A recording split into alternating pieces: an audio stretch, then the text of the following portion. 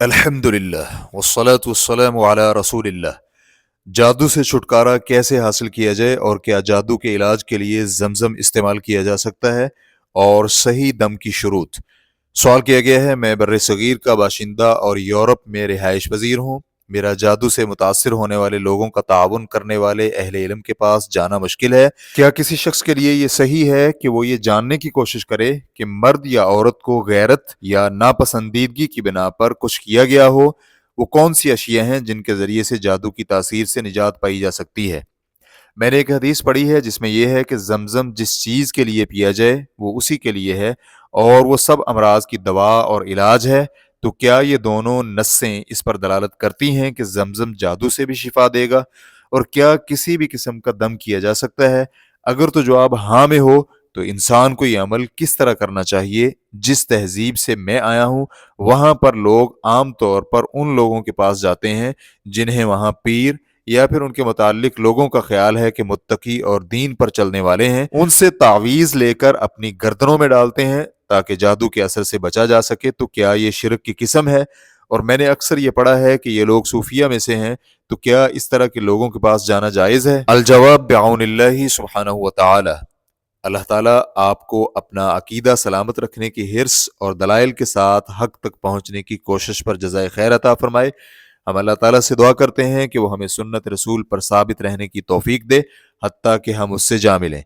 آپ اپنے علم میں رکھیں کہ اللہ تعالیٰ آپ کو توفیق سے نوازے۔ بے شک مسلمان پر ضروری ہے کہ وہ وسوسوں اور وہموں سے دور رہے اور بچے، کیونکہ یہ سینہ کی تنگی کو اجیرن بنا دیتے ہیں۔ تو یہ صحیح نہیں کہ جو تکلیف بھی آئے اسے جادو یا پھر نظر بد سے منسوب کر دے، لیکن اگر انسان کی حالت ایسی ہو جائے جو کہ طبی نہ ہو یا پھر ایسا معاملہ پیش آ جائے جو کہ عادتاً نہیں ہوتا، تو اس میں شک ہو کہ جادو ہے یا نظر بد، تو اس کی تاکید چاہتا یا پھر اس کی تحقیق اور اس کا علاج چاہتا ہے، تو اس کا شرعی طریقہ یہ ہے کہ وہ شرعی دم جو کتاب و سنت سے ہوں اور شرعی دعائیں جن کا مفہوم صحیح ہو، انسان اپنے آپ کو خود دم کرے یا کسی دم کرنے والے کے پاس جائے، لیکن شرط یہ ہے کہ دم کرنے والا کتاب و سنت پر عمل کرنے والا، صاحب استقامت اور صاحب اصلاح ہو۔ تو نظر اور جادو کے علاج کا صحیح طریقہ یہ ہے، اور اس کے ساتھ ساتھ اللہ تعالیٰ سے دعا اور شفا اور عافیت طلب کرنا ضروری ہے، کیونکہ اللہ تعالیٰ وہ ذات ہے جس نے آزمائش اور تکلیف مقدر میں کی اور اسے رفع کرنا بھی اسی کے ہاتھ میں ہے۔ اور زمزم کے متعلق عرض یہ ہے کہ یہ بابرکت پانی ہے جس کی احادیث آئی ہیں، ان میں سے کچھ سماعت کیجیے۔ نبی علیہ الصلاۃ والسلام کا فرمان ہے جسے مسلم حدیث نمبر 2473 نے روایت کیا ہے، بے شک یہ بابرکت ہے اور بے شک کھانے والے کے لیے کھانا ہے۔ اور ابو داؤد الطیالسی کی روایت میں ہے جس کی سند صحیح ہے، بے شک کھانے والے کے لیے کھانا اور بیماری سے شفا ہے۔ اور ایک اور حدیث میں جسے علماء نے حسن کہا ہے، اس میں امام ابن عیینہ اور شیخ البانی اسی طرح ابن قیم وغیرہ نے کثرت طرق کی بنا پر اسے حسن قرار دیا ہے۔ نبی علیہ الصلاۃ والسلام کا فرمان ہے، زمزم کا پانی جس کے لیے پیا جائے اسی کے لیے ہے۔ اسے احمد نے جلد نمبر 3 صفحہ نمبر 357 میں روایت کیا ہے، اور اس کے متعلق علماء کے اقوال دیکھنے کے لیے ارواء الغلیل جلد نمبر 4 صفحہ نمبر 320، اور اس کے بعد حافظ ابن قیم رحمہ اللہ کا قول ہے، اور میں نے اور میرے علاوہ کئی اور لوگوں نے بھی اس کا تجربہ کیا ہے کہ زمزم کے پانی سے عجیب بیماری سے شفا یابی ہوتی ہے، اور اللہ تعالیٰ کے حکم سے مجھے بہت سے امراض سے زمزم سے شفا ملی ہے، اور میں نے ان لوگوں کا بھی مشاہدہ کیا ہے جو اسے بہت دنوں بطور غذا استعمال کرتے رہے، تقریباً نصف مہینہ یا اس سے بھی زیادہ، اور انہیں بھوک محسوس نہیں ہوئی۔ زاد المعاد جلد نمبر 3 صفحہ نمبر 129۔ تو یہ بلا شک و شبہ اللہ تعالیٰ کے حکم سے جادو اور دوسرے امراض سے شفا کے اسباب میں سے ایک سبب عظیم ہے۔ جب کوئی شخص اسے نبی علیہ الصلاۃ والسلام کی کلام کی تصدیق کرتا ہوا پیے اور اللہ تعالیٰ اس سے شفا دینے کا ارادہ کر لیں تو پھر شفا ہوگی۔ بے شک بعض اوقات اللہ تعالیٰ کسی سبب بننے والی چیز کے اسباب کو بھی ختم کر دیتے ہیں، اور وہ کسی حکمت کی بنا پر ہوتا ہے، جس طرح کہ اگر کوئی مریض مجرب دوا پیے لیکن اسے شفا نہ ملے تو اس کا مطلب یہ نہیں کہ دوا میں نقص ہے، بلکہ بات یہ ہے کہ اللہ کی تقدیر ہے، اس نے اس دوائی میں کسی حکمت کی بنا پر جس کا علم اللہ تعالیٰ ہی کو ہے نفع نہیں رکھا۔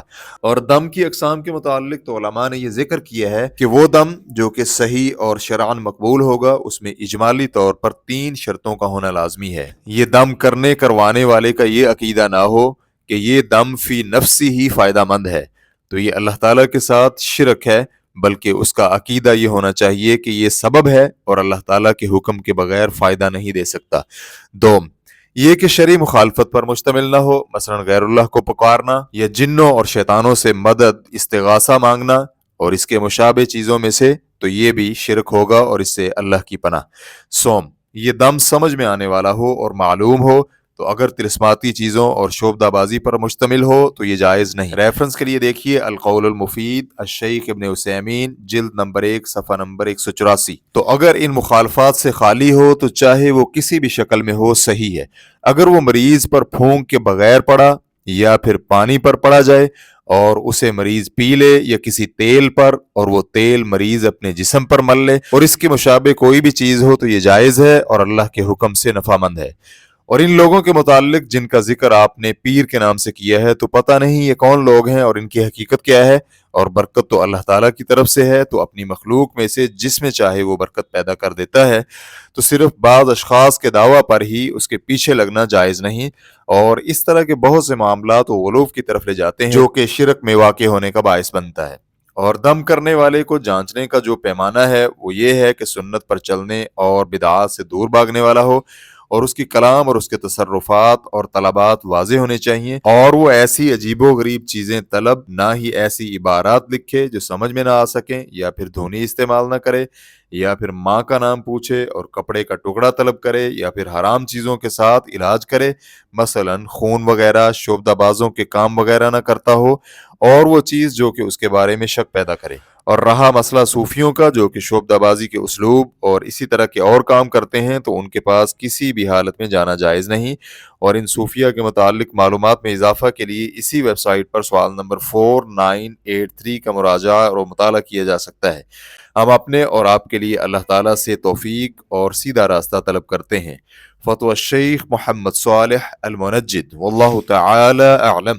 اسلام کیو اے ریکارڈنگز، مؤسسۃ الشیخ محمد صالح المنجد، المملکۃ العربیۃ السعودیہ، فتویٰ نمبر 13792۔ والسلام علیکم ورحمۃ اللہ وبرکاتہ۔